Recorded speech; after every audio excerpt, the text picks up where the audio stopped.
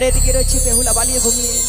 মা বেহুলা আর ঘুমিয়ে না থেকে একটি মার জেগে দেখো মাগু, তোর স্বামীকে যে পদ্মার কালিয়ার আগে দংশন করেছে মাগু, এ বলে সে বেহুলাকে আমি স্বপ্ন দিলাম।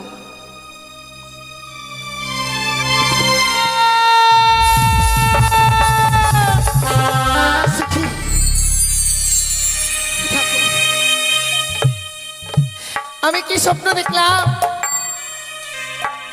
এই বাসর ঘরে আমার স্বামীকে পদ্মার কালিয়া নাগিনী দংশন করেছে। না না না, সে তো কখনো হবার নয়। এই বাসর ঘর যে নিশ্চিত লোক বাসর ঘর, এই বাসর ঘরে কখনো সর্প প্রবেশ করতে পারে না।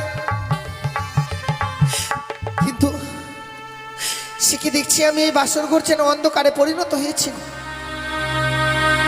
যে বাসর ঘরে সুন্দর করে প্রদীপ জ্বালিয়ে রেখেছিলাম, সে প্রদীপখানা নিভে গিয়ে অন্ধকার পরিণত হয়েছে।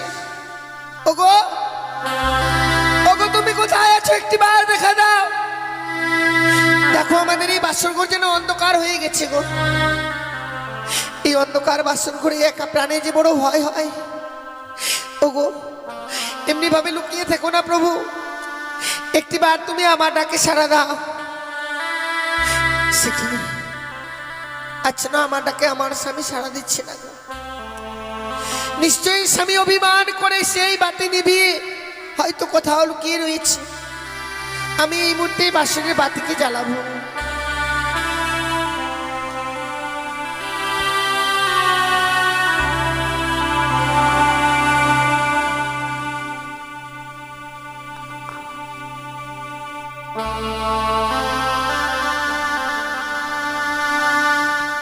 ওরে নিভিল বাসরের বাতি,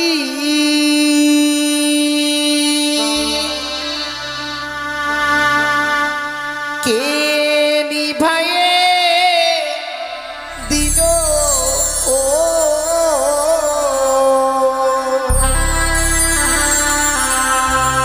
ওরে মানিক রতন বাতি আমার, কে হরিয়ারে নিল বাতি জ্বলিয়া না জ্বলিছে।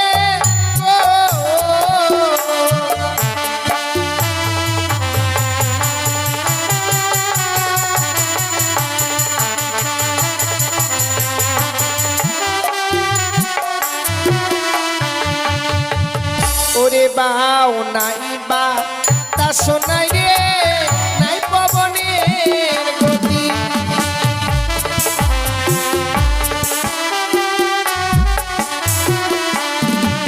ওরে কেমনে নিভিল আমার মানিক রতন বাতি।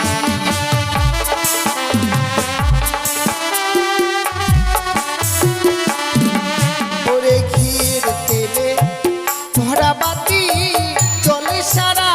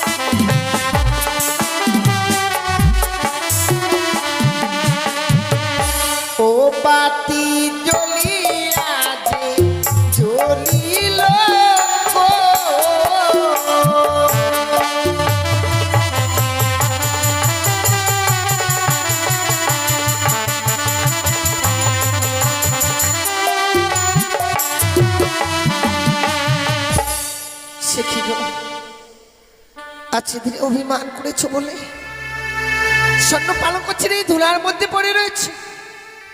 ওগো প্রভু, এমনি ভাবেই অভিমান করে থাকতে নেই গো। চলো না, মাতা পিতা যেন আমাদের জন্য স্বর্ণ পালঙ্ক দিয়েছে, একটি বারের জন্য চলো সে স্বর্ণ পালঙ্কে। ওগো, একটি বার কথা বলো না, কেন এমনি ভাবে নীরব হয়ে রয়েছে বলো? তুমি যদি এমনি ভাবে নীরব হয়ে থাকবে, আমি আমার মনের কথা কার কাছে প্রকাশ করে বলবো প্রভু? আমি জানি রন্ধন করে আনতে আমার অনেক বিলম্ব হয়েছে গো। জীবনে রন্ধন করিনি, তাই রন্ধন করে আনতে আমার অনেক বিলম্ব হয়েছে। তাই বলে কি তুমি আমার সঙ্গে কথা বলবে না? জানো প্রভু, তুমি বিনেছে আমি একাকিনী নারী এই বাসর করে থাকতে পারবো না গো। এমনি ভাবে নীরব হয়ে থেকো না, একটি বার কথা বলো না প্রভু।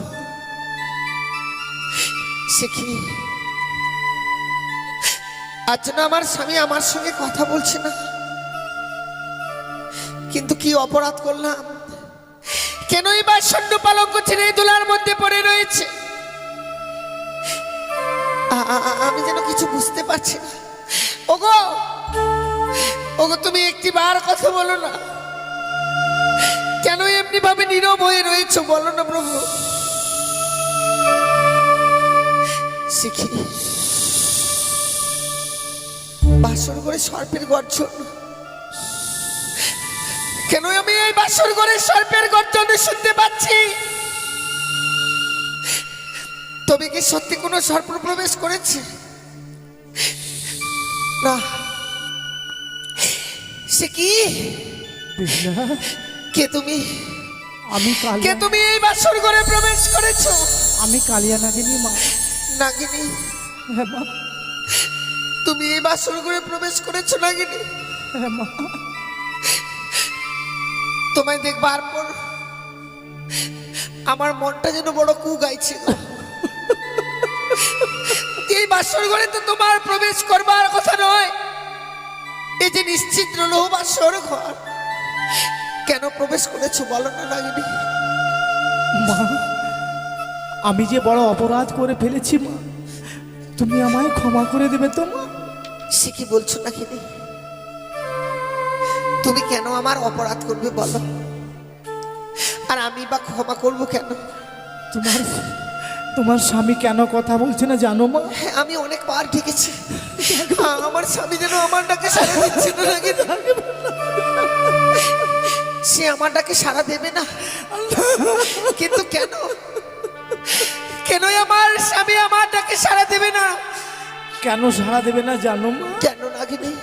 আমি যে তোমার স্বামীকে দংশন করেছি। না! না! না! ওগো, ওগো, তুমি একটি বার কথা বলো, একটি বারে কথা বলো।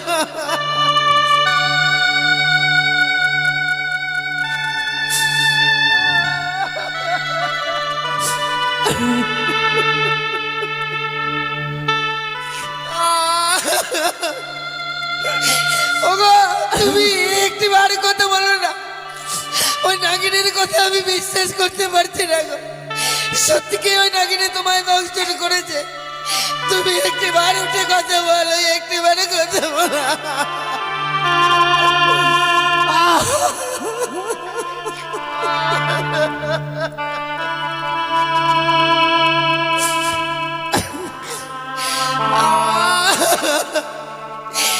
ঠাকুর, তুমি আমায় কি সাজা দিলে গো? আমি কি অপরাধ করেছিলাম? নাগিনী, আমি কি অপরাধ করেছিলাম তোমার কাছে গো, যে আমার স্বামীকে তুমি কেড়ে নিলে? তুমি আমার স্বামীকে ফিরিয়ে দাও নাকি? আমি পারবো না মা, আমি তোমাদেরকে অনেক জাগিয়েছি মা,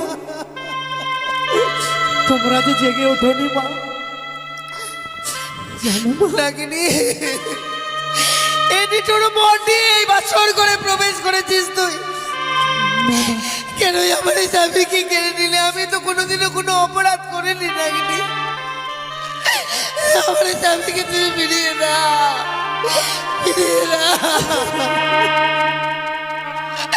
ওগো তুমি একটি মানুষের কথা বলো।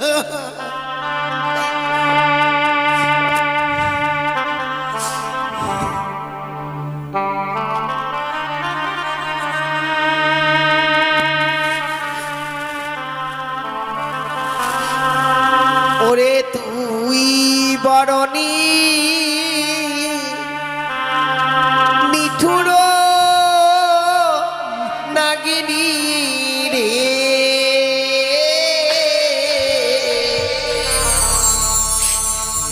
তুই বরণী মিঠুর নাগিনী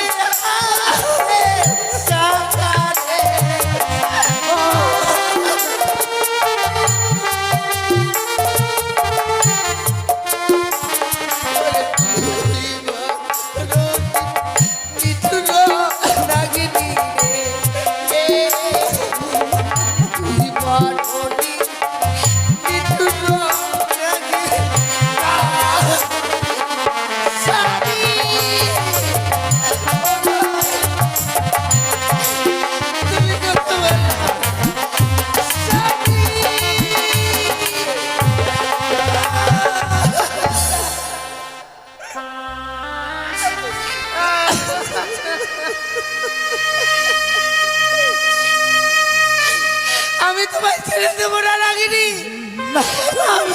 ছেড়ে দেবো না। রয়েছে আমার অস্তে বিয়ের সৈন্য জাতি, তা দিয়ে তোমার আমি অষ্ট করে কাল পুচ্ছ কেটে নিলাম।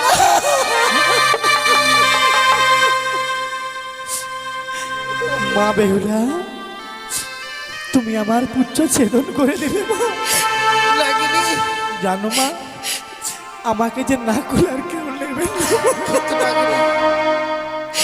আমার স্বামীকে যে তুমি আমার এই বাসর ঘরে কেড়ে নিলে, সারাটা জীবনের মতো আমি কলঙ্কিনী হয়ে গেছি নাগিনী। এই কলঙ্কিত জীবন নিয়ে আমি কি করে এই পৃথিবীর বুকে বেঁচে থাকবো বলো না? এই কলঙ্কিত মুখ আমি কি করে দেখাবো? ওগো নাগিনী, তুমি আমায় দংশন করো না, আমার এই সর্বজ্ঞ বিশ্বে যারা যেটু করে দাও না, আমি যেন এই বাসর ঘরে প্রাণে মারা যায়। তুমি আমি মায়ের কথা শুনে কি করলাম? এই হতভাগের স্বামীকে আমি কেড়ে নিলাম ঠাকুর।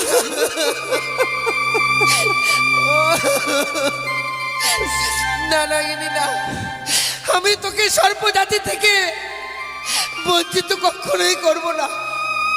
আজ থেকে তোদের সর্পজাতিকে আমি অভিশাপ করলাম। এই পৃথিবীর বুকে কোনো জীবকে আঘাত করার সঙ্গে সঙ্গে তোদের সর্পজাতির অষ্টঙ্গরি কাল পুচ্ছ ছুটে যাবে। বেশ মা, আমি তোমার স্বামীকে দংশন করেছি মা। কোনোদিন যদি তুমি বিপদে পড়ো মা, একবার শুধু কালিয়া লাগেনি বলে আমায় স্মরণ করবে মা। আমি যেখানেই থাকি না কেন, আমি উল্কার বেগে ছুটে এসে আমি তোমায় উদ্ধার করবো মা।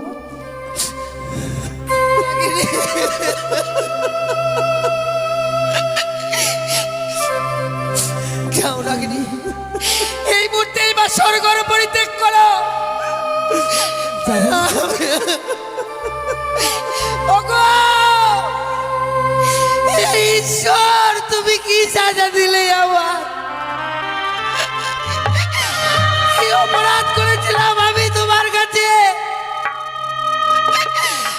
আমার স্বামীকে আমার কাছ থেকে কেড়ে নিল।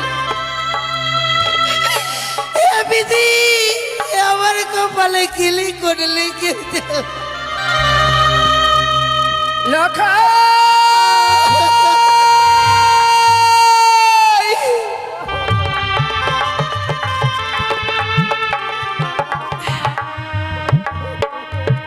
হে ভগবান, আচ্ছা আমি এমন কি স্বপ্ন দেখলাম? কেশন দূর থেকে বললো, রে সারিকা তুই আর নিশ্চিন্তে ঘুমিয়ে থাকিস নে।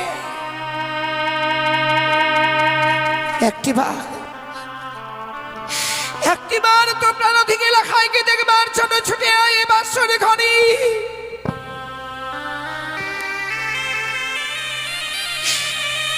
ওই বাসর ঘরে, ওই বাসর ঘরেই যেন পদ্মার কাল ভুজঙ্গে প্রবেশ করে আমার লেখাইকে দংশন করেছে। হায় ভগবান, আমি আজ এমন কি স্বপ্ন দেখলাম? না না, আমি আর থাকবো না। আমি এই মুহূর্তে আমার এলাকায় বৌমাকে দেখবার জন্য ছুটে যাবো ওই বাসর ঘরে। ওই তো জানো আপনি ভাবে লেখাই আমাকে মা মা বলে ডাকি। তারা লেখাই, আমি এই মুহূর্তে তোর কাছে ছুটে যাবো।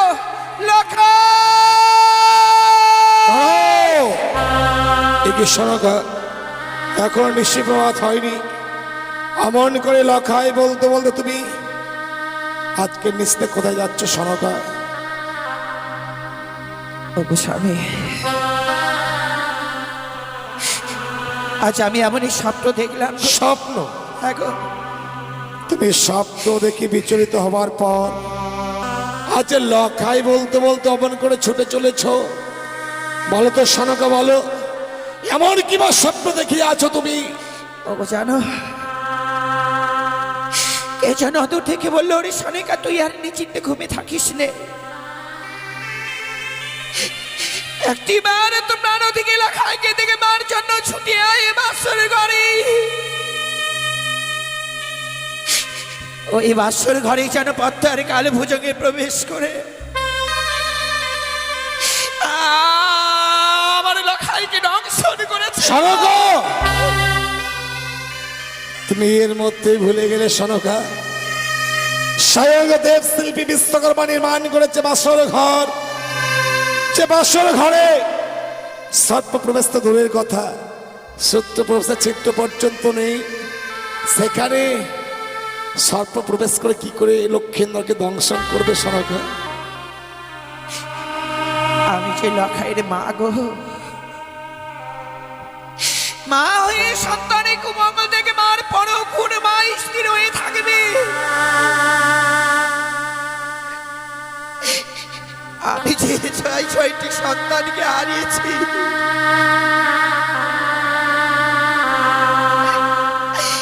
ওগো তোমার পায়ে ধরে বলি স্বামী, তুমি একটিবার শুধু আমাকে নিয়ে চলো। সনকা, এ তুমি কি বলছো?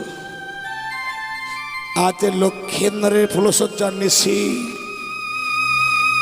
লক্ষেন্দ্রের বাসর ঘরে আমরা মাতা পিতা হয়ে সেখানে কি করে যাব তুমি ভেবে দেখো।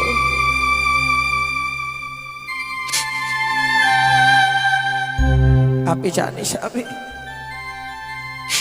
আজকের দিনে পিতা মাতাদেরকে যেতে হয় না গো, আমি বাসুরের ভিতরে যাব না গো। বাসুরের বাইরে থেকে বৌমা লখাইয়ের মুখে কয়েকটি কথা শুনবার পর বাসুরের বাইরে থেকে আমরা আবার ফিরে আসবো গো। ওগো চলো না, চলো না গো, একবার আমাকে নিয়ে চলো। সনকা, আমি বৌমাকে কথা দিয়েছিলাম যে নিশি প্রভাত হলেই নিয়ে যাব স্বর্ণদোলা, আর স্বর্ণদোলায় দুলিত করে লক্ষেন্দ্র আর বৌমাকে ওই বাসর ঘর থেকে আবার রাত প্রাসাদে নিয়ে আসবো। বৌমাকে দেওয়া কথা আমি আর রাখতে পারলাম না গো। তোমারই কথা রাখতে, যে কথা আমি বৌমাকে দিয়েছিলাম সে কথা অমান্য করে তোমাকে নিয়ে আমি সন্তানের বাসর ঘরে নিয়ে যাব। চলো সনকা, এই মুহূর্তে আমি তোমাকে সে বাসর ঘরে নিয়ে যাব। তাই চলো স্বামী। একটি বার কথা বলো না, নিশি প্রভাত হয়ে গেলে যে বাবা মারা ছুটে আসবে গো। আমি এই কলঙ্কিত মুখটা নিয়ে বাবা মার কাছে কি করে যাব? সনকা, বৌমাকে বলেছিলাম বিবাহ নিশি হচ্ছে কাল নিশি, আজকের নিশি তোমরা বাসর ঘরে কেউ ঘুমাবে না। ওগো ওকে বাসর দেওয়ালে কর্ণপাত করে শোনো। আচ্ছা বৌমা, কি সুন্দর লক্ষেন্দ্রের জন্য বাসর ঘরে জেগে থেকে লক্ষেন্দ্রের সঙ্গে কথা বলছে, কর্ণপাত করে শোনো। আমি শুনতে পাচ্ছি স্বামী, শুনতে পাচ্ছি বাসনের ভিতর থেকে বৌমার কান্নার কণ্ঠস্বর।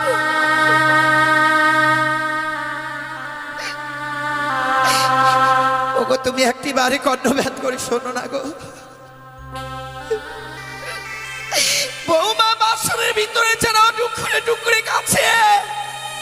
ওগো কেন কাঁদে আমার বৌমা গো? সে কি, আজ তো বৌমার কাঁদবার কথা নয়। আজকের এই শোকের নিশ্চিতে বৌমা বাসর ঘরে কেন কাঁদবে? কেন বাসরের বাইরে দাঁড়িয়ে শুনি কান্নার রোল? তুমি একটু দাঁড়াও, আমি বৌমার সঙ্গে কথা বলছি। বৌমা, কে? আমি তোমার শ্বশুর ঠাকুর। বাবা, সঙ্গে তোমার শাশুড়ি মাকে এনেছি। মা এসেছে। এ কি শুনছি মা,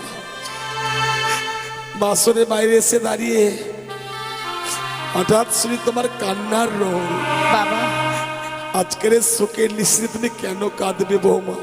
না বাবা, আমি কাঁদছি না। কেন কাঁদবো এই বাসর ঘরে? তুমি কাঁদছো না? তুমি আমার কাছে মিথ্যে বললে বৌমা। তুমি বাসর ঘরে টুকরো টুকরে কাঁদছো, অথচ বলছো তুমি বাসর ঘরে কাঁদছো না। সরকার, তুমি বৌমাকে বাসর দরজাখানা খুলে দিতে বলো তো। বেশ স্বামী, আমি বুঝিয়ে বলবো। নিশ্চয়ই বৌমা সে বাসের দরজা খুলে দেবে গো।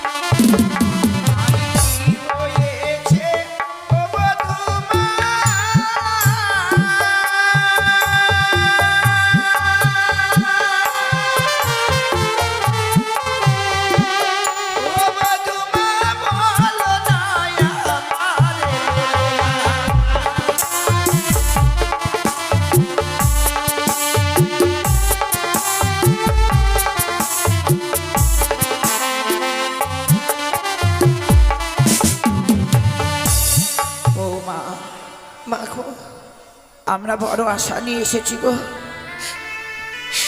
এমনি করে আজকের এই আশা থেকে আমাদেরকে বঞ্চিত করে দিও না মা। না মা না, আপনাদের আশাকে আমি নিরাশা করতে পারি না, সে অধিকার আমার নেই। তাহলে কেন মা, কেন এই বাসরের দরজা তুমি খুলে দিচ্ছ না মা?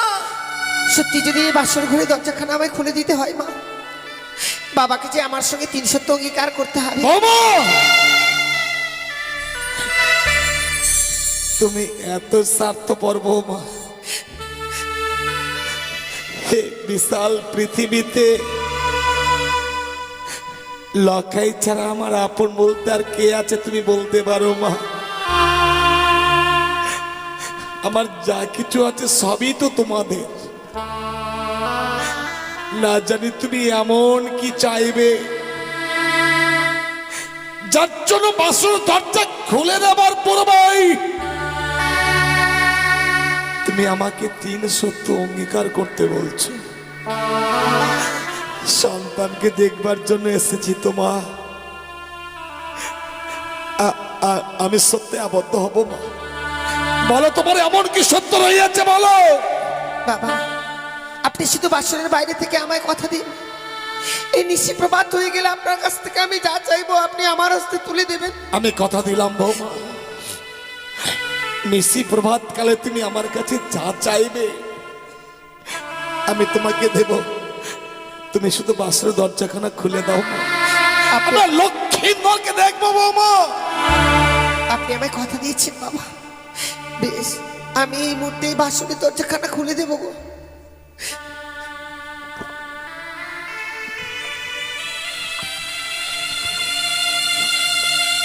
খুলে দিলাম মা, খুলে দিলাম আমি এই বাসরের দরজাখানা। বাবা, আজকের দিনে কাঁদতে আছি হতভাগী। তুমি কি জানো না বৌমা, যে স্ত্রীর চোখের জলে স্বামীদের জীবনের অকল্যাণ নেমে আসে। তুমি যদি আজকের দিনে কাঁদো, না জানি আমার সন্তান লখাইয়ের যে অকল্যাণ নেমে আসবে বৌমা। আজকের শোকের নিশ্চিত তুমি কেন কাঁদবে? কি হয়েছে মা, কেন তুমি আজকের এই নিশীতে চোখের জল ফেলছো বলবো? তুমি বুঝতে পারছো না স্বামী, 8 বছরের নাবালিকা তো জন্মদাতা মাতা পিতাদেরকে ছেড়ে এসেছে বলে এমনি ভাবে এই বাসরের ভিতরে টুকুরে টুকুরে কাঁদছিস মা। এই যে নারীর বিধান মা, নারীর জীবনে এমন অসহায় পর পুরুষকে আপন করে নিতে হয় মা।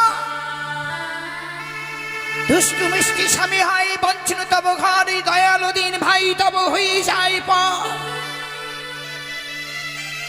এটা শুধু তোর একার বিধান নয় মা, এই জগতে যতগুলো নারী রয়েছে সকল নারী রাখেই বিধান। সকলের নারীকে পরের হাত ধরে চলে আসতে হয়েছে মা। মাতা পিতাদেরকে ছেড়ে এসেছিস বলে অমনি ভাবে কাঁদছিস মা। মা, কেঁদো না বৌমা। বাবা মাকে ছেড়ে এসেছি সত্যই, আমি বাবা মায়ের অভাব পাইনি। যেখানে নাকি আপনার মতো মা আছে, বাবার মতো বাবা রয়েছে, তাহলে সেখানে আজকের কি বাবা মায়ের অভাব থাকতে পারে?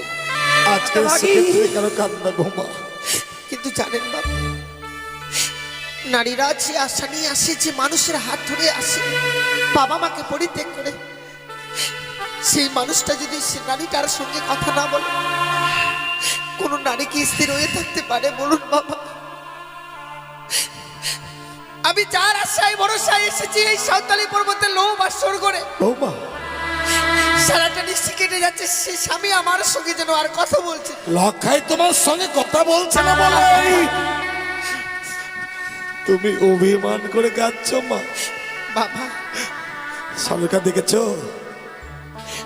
তোমার সন্তান লক্ষ্মী ও নাকি বৌমার সঙ্গে কথা বলছো, আর যার জন্যই বৌমা ডুকুরে ডুকুরে বাসর ঘরে কাচ্ছে।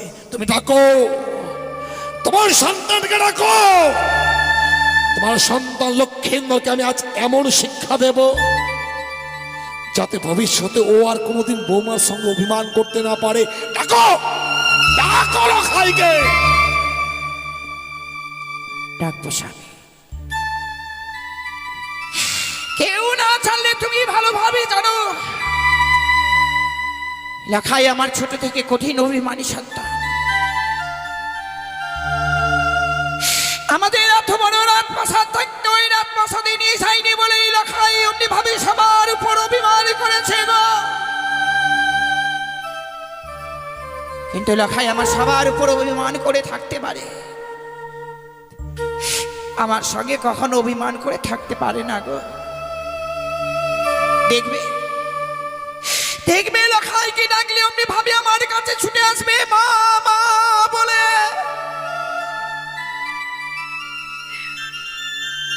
লখাই এ পুত্র দেখ না বাবা, দেখ দেখ এ তোর হতভাগ্য পিতা এসেছে, তোর হতভাগী মা এসেছে বাবা।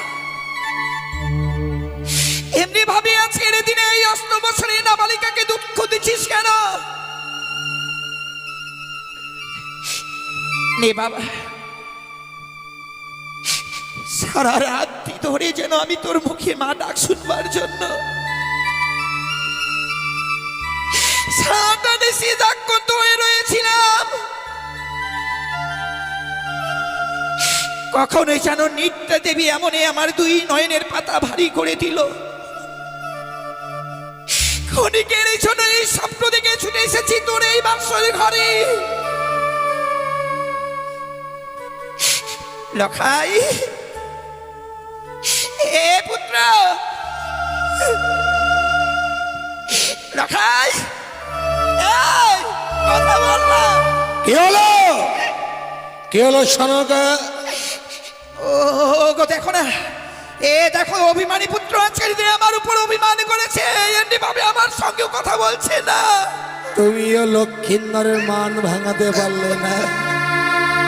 ওগো জানো লক্ষিন্দর আমার উপর অভিমান করেছে, কারণ লক্ষিন্দরকে বাসা করে আমি রেখে গিয়েছিলাম। তুমি দেখো আমি যখন লক্ষিন্দরকে ডাকবো, লক্ষিন্দর আমার ডাকে সারা না দিয়ে স্থির থাকতে পারবে না। আমি ডাকলে লক্ষিন্দর নিশ্চয় সারা দেবে। এই মুহূর্তে আমি লক্ষিন্দরের মান ভাঙিয়ে দেব। লখাই লখাই এ উঠ, এ চেদা চেদা তোর পিতা এসেছে। লখাই আরে কথা বলছিস না কেন? কথা বল, কথা বল লখাই, লখাই কথা বল। এ কি আমি কি দেখছি বৌমা?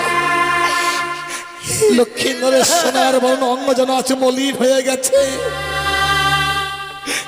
তার বদন দিয়ে গরল হয়ে যাচ্ছে, তার সর্বাঙ্গ যেন শীতল হয়ে যাচ্ছে।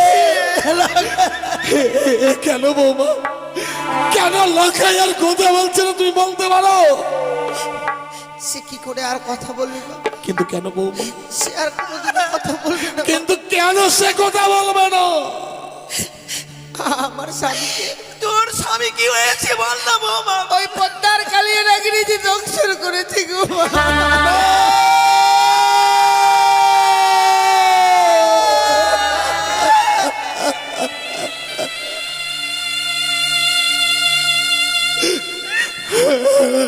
লখাই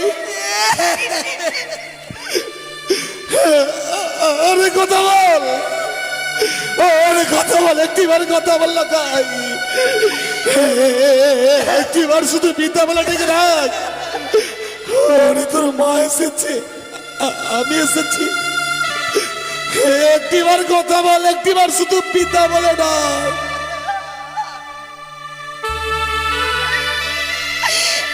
আর নেই গো স্বামী, আর নেই।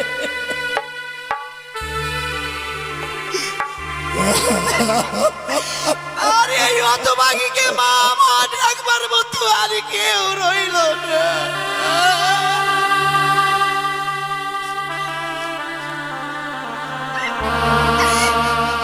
ওগো আমি কি কতই রাক্ষসী ছিলাম। কেঁদো না সনকা, কেঁদো না। ওগো আমি এর আগে ছয়টি সন্তানকে খেয়েছি গো। চুপ করো, চুপ করো সনকা, চুপ করো, কেঁদো না, ভেঙে পড়ো না। ওগো ভেঙে পড়ো না। যেও ভগবান কৃপা করে আমাকে সন্তানটুকু দিল,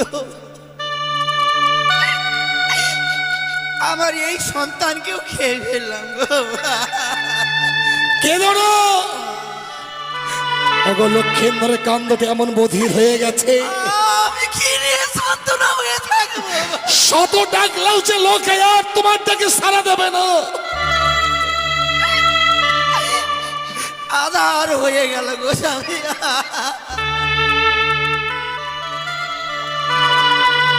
লক্ষ্মীন্দরকে আজকে সর্পে দংশন করেছে। আসল ঘরে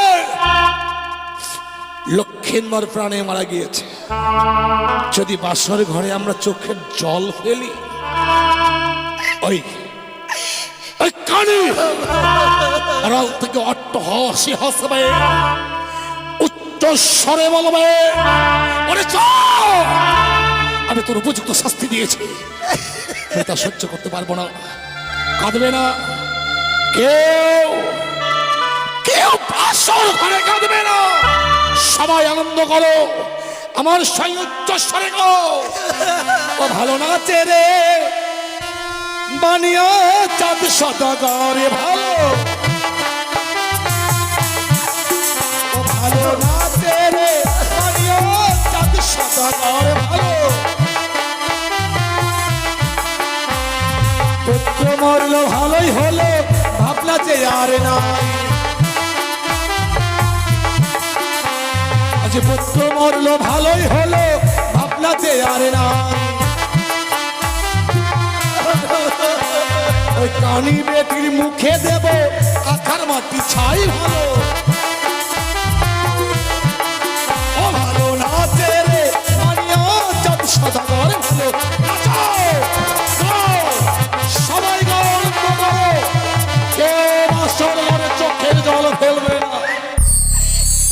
ওগো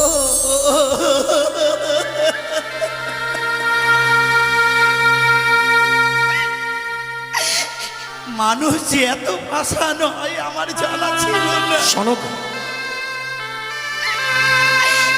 আজকের দিনে আমার এলাকায় নাকি মৃত্যু সজ্জায়, আর তুমি নাচছো? ওগো কই, আমি তো নাচতে পারছি না। সনক ওগো তো ভাই তোমার, তুমি একটিবার আমাকে নাচ শিখিয়ে দাও তো, আমিও না নাচবো, আমিও তোমার সঙ্গে। সনক চুপ করো। শত কাঁদলেও লক্ষ্মীন্দর তোমাকে আর কোনোদিন মা বলে ডাকবে না। তুমি লক্ষ্মীন্দরের জন্য কেঁদো না, কেঁদো না সনকা, তুমি ধৈর্য ধরো, শত দুঃখ বাসন রেখে আজকের দিনে বাসর ঘরে তুমি ধৈর্য ধরো। আর কত ধৈর্য ধরবো?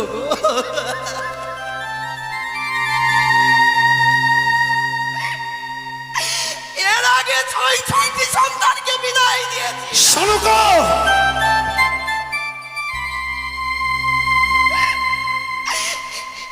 আবার যে আমাকে বিদায় দিতে হবে,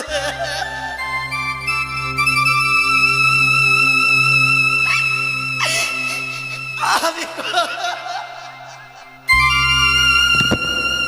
আজকের পরম আনন্দের দিনে তুমি 6 পুত্রের কথা মনে করলে সনকা, তাই কি বলি জানো, আজ এই মুহূর্তেই বাসর ঘর থেকে তুমি বেরিয়ে যাও।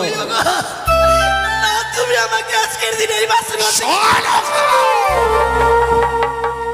এই মুহূর্তে যদি তুমি বাসর ঘর থেকে বেরিয়ে না যাও, না যাই। আগামী দিনে তুমি আমার মরা মুখ দেখবে।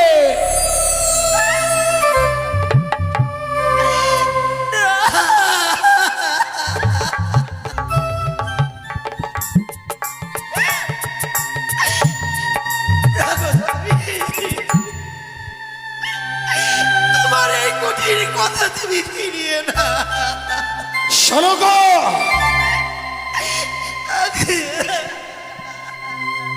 আমি যে দিব্যি তোমায় দিয়েছি এখন তুমি ভেবে নাও, যদি বাসর ঘর থেকে সত্যি তুমি বেরিয়ে না যাও, আগামী দিনে যেন তুমি আমার মরা মুখ দেখো।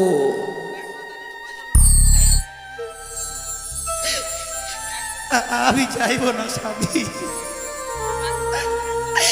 আমি কেন গো? এই পৃথিবীতে যতগুলো নারী রয়েছে সকল নারীরাই কোনদিন স্বামীর মৃত্যু মুখ দেখতে চাইবে না।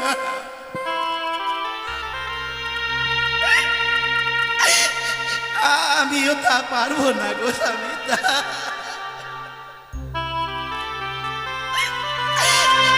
আমার লখাইকে এই মুহূর্তে আমার রাজগিরে তুলসী মণ্ডপে নিয়ে চলো না গো। লখাইকে আমি শেষ সাজাটা সাজিয়ে দেব। আর নাই আমি একটি বারে বলবো, বলো হরি।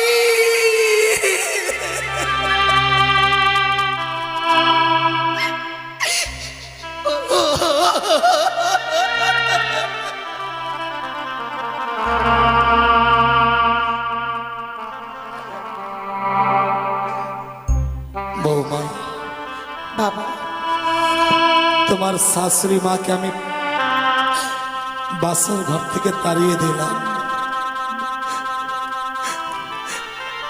অথচ একটিবারের জন্য নিষেধ করলাম না। কেন বাবা? তা কেন জানো? বাবা, এই পৃথিবীর বুকে লখাই ছিল আমাদের একমাত্র সন্তান। লখাই তো আমাদের ফাঁকি দিয়ে চলে গেছে মা। তোমার শাশুড়ি মা ছাড়া আমার আপন বলতে পৃথিবীর বুকে কেউ নেই। তোমার শাশুড়ি মা যদি বাসর ঘরে বেশিক্ষণ থাকে, হয়তো লক্ষ্মীনারের সঙ্গে সে প্রাণে মারা যাবে। আর তোমার শাশুড়ি মা যদি সত্যি প্রাণে মারা যায়,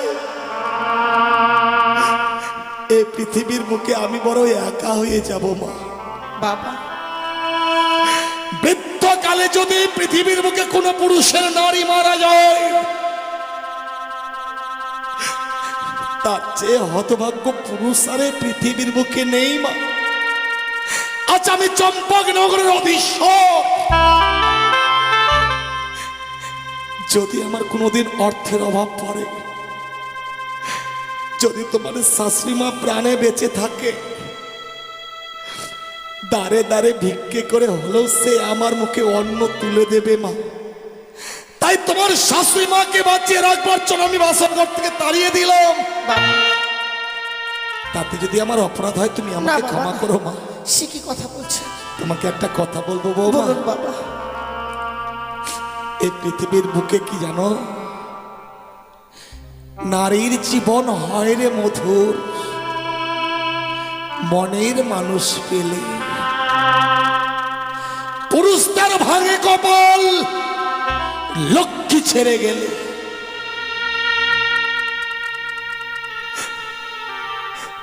স্বামী তো তোমাকে ছেড়ে চলেই গেছে মা। তুমি তোমার স্বামীকে দাও, যে সন্তান আমার মুখে কোনোদিন অগ্নিকাজ করলো না, লখাইয়ের মুখে অগ্নিকার করবার জন্য আমি লখাইকে ওই শ্মশানে নিয়ে যাবো মা। ও শ্বশুর বাবা গো, ও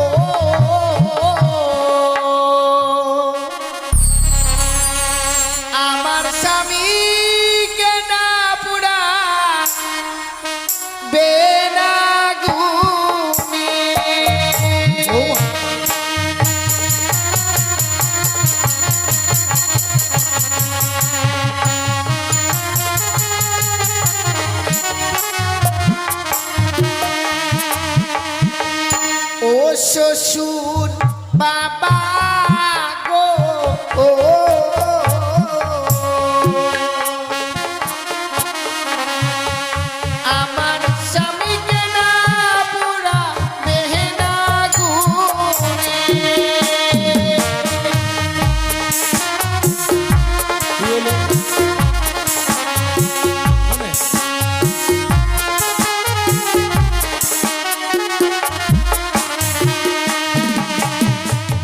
একটা জিনিস বুঝতে পারলাম না, আপনারা সবাই উঠে গেলেন কেন?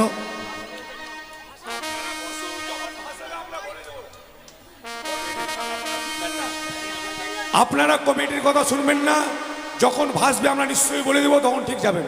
আপনারা ধৈর্য সহকারে বসুন।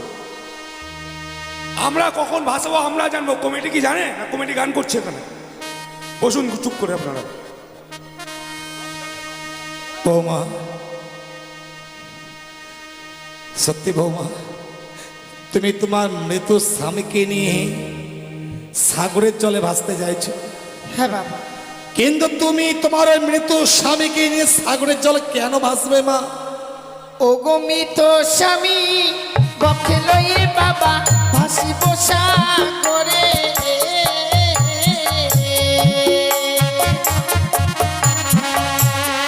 ভাসিতে ভাসিতে বাবা যাব দেব। বৌমা, কি বলছো?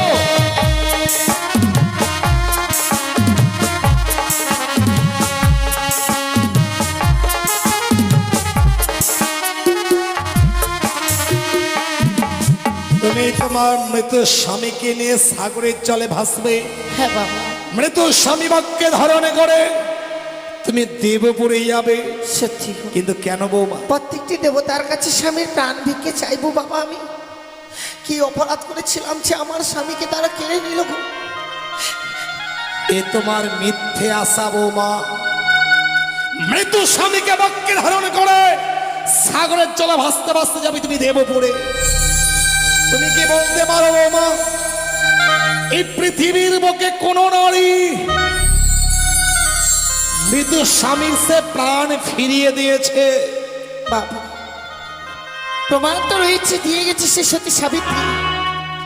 যমরাজের সঙ্গে নাকি বাঘ যুদ্ধ করে স্বামীর প্রাণ ফিরিয়ে নিয়েছে। সতী সাবিত্রীর কথা আমার অজানা নয় বৌমা। সতী সাবিত্রী আপন সতীত্ব গুণে পাইতে সম্মান, যমভাই ফিরিয়া পাইল সত্যবান। যমরাজকে বাদ যুদ্ধে পরাজিত করেছিল বলেই সে সত্যবানকে ফিরিয়ে পেয়েছিল। বাবা, কিন্তু তুমি তো তা পারবে না বৌমা।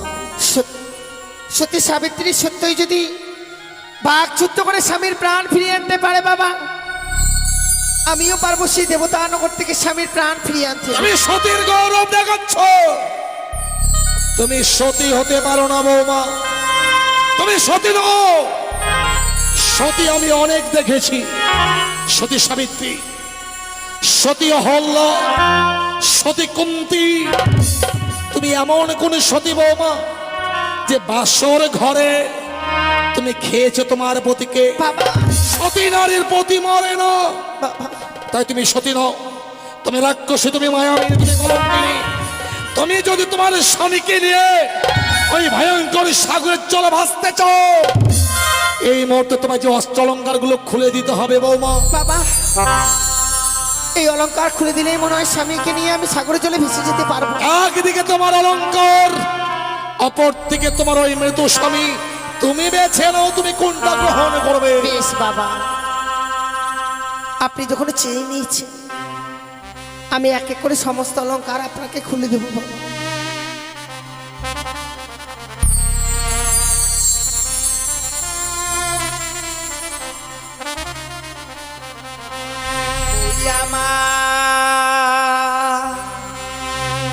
মস্তকে সিটি পাটি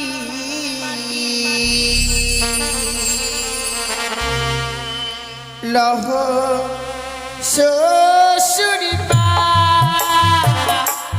বাগো,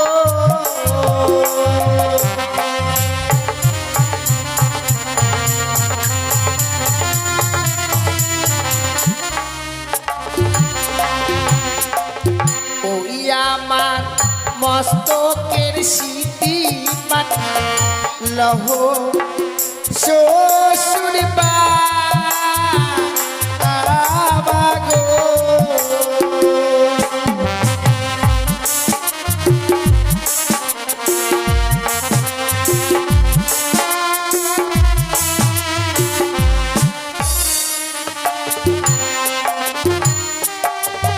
ওই কি বাবা গো,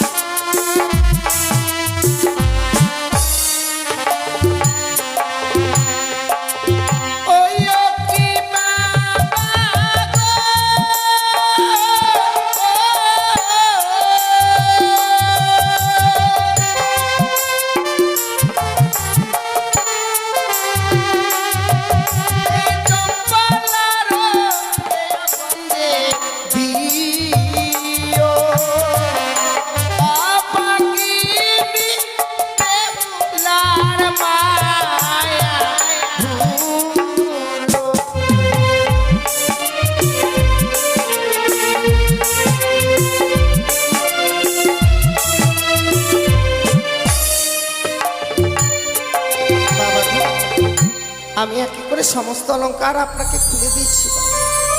পরিধান করে থাকবার মতো কোনো অলংকার নেই গো। অলংকার গুলো চাইলাম বলে তুমি অষ্ট অলংকার গুলো খুলে দিলে বৌমা। তুমি জানো বৌমা, ওই অলংকার গুলো পরিধান করে তুমি যখন লক্ষ্মীন্দরের পার্শ্বে বসেছিলে,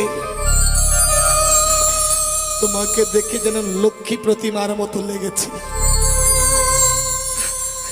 আর অলংকার গুলো পরিত্যাগ করেছে বলে তোমাকে পাগলিনীর মতো লাগছে। জানেন বাবা, অলংকার গুলো পরিয়ে নাও বাবা, পরিয়ে নাও। তুমি শুধু স্বামীর সঙ্গ ত্যাগ করো মা। আপনি তো সবই জানেন বাবা, এই পৃথিবীর বুকে সে নারীর স্বামী নেই, সে নারীকে যে আর কোনো অলংকারে মানায় না বাবা। আমি যে এই অলংকারগুলো পরিত্যাগ করে দিয়েছি বাবা, অলংকার পরিধান করার একটা ভাগ্যের প্রয়োজন আছে।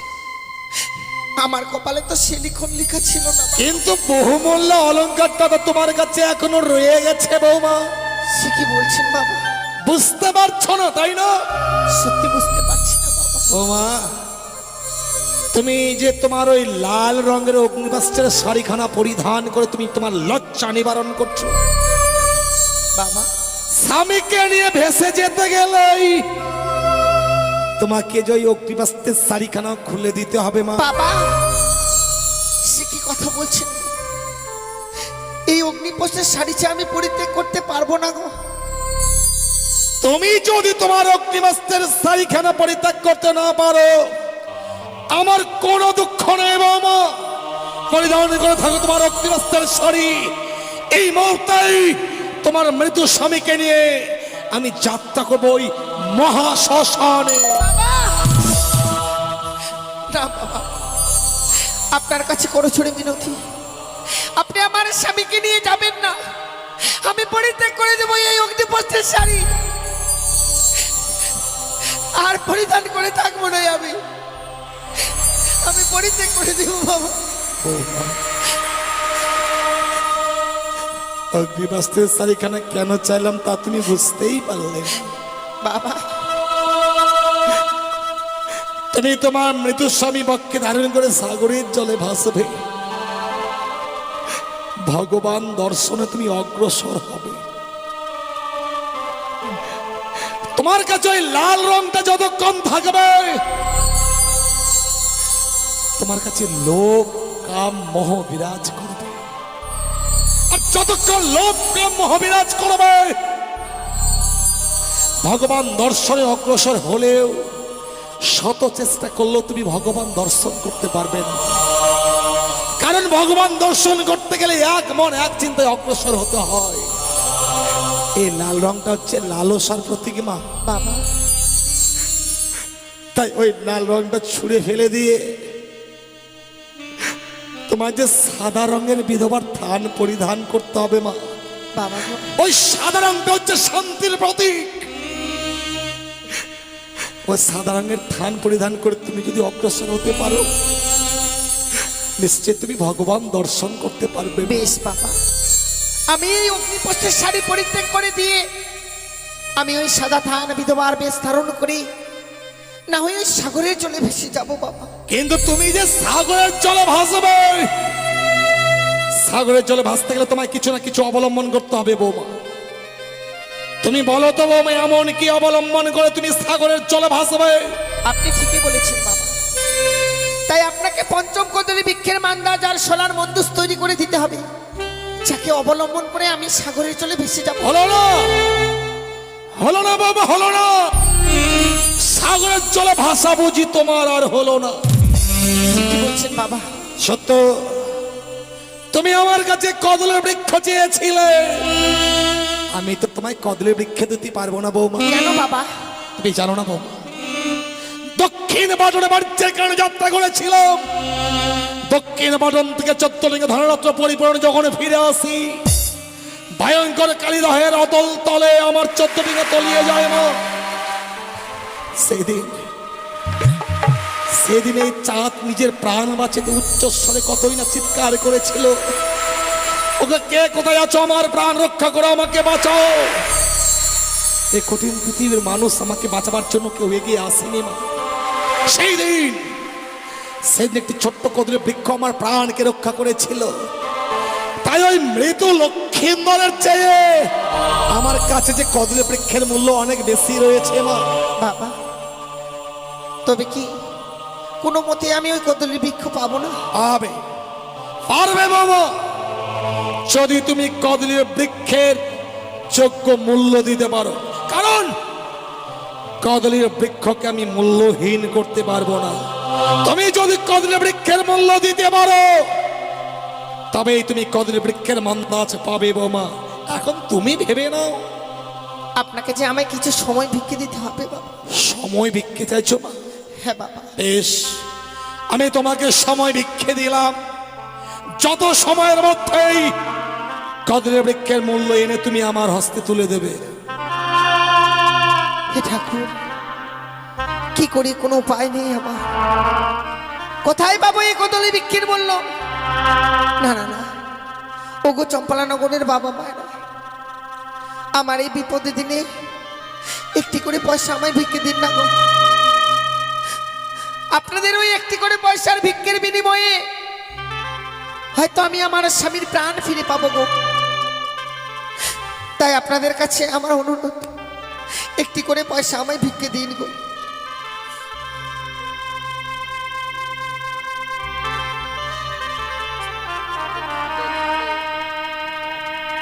ওগো চম্পলানগরের বাবা মায়েরা, আজ আমায় ভিক্ষে দিন গো। শুধু একটি করে পয়সা আমায় ভিক্ষে দিন। একটি পয়সা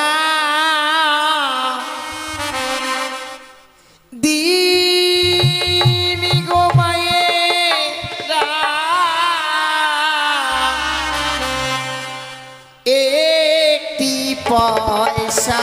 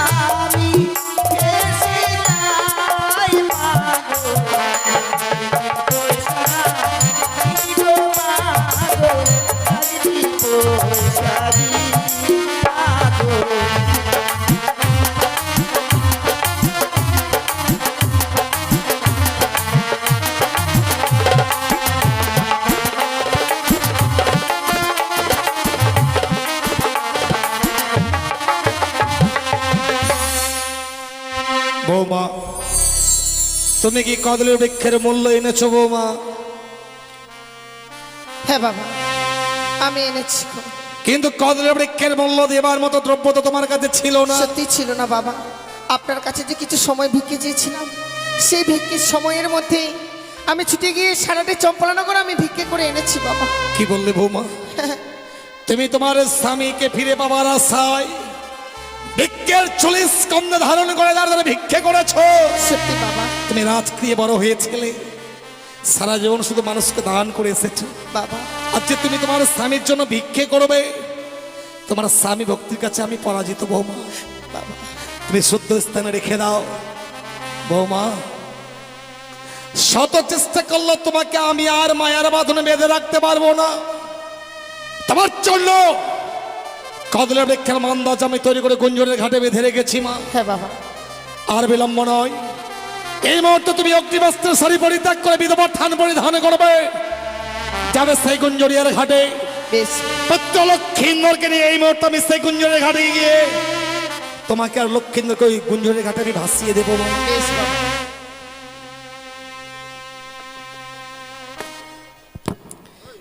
একটি রুমাল পাওয়া গেছে, এর মধ্যে পয়সাও বাঁধা আছে মনে হচ্ছে।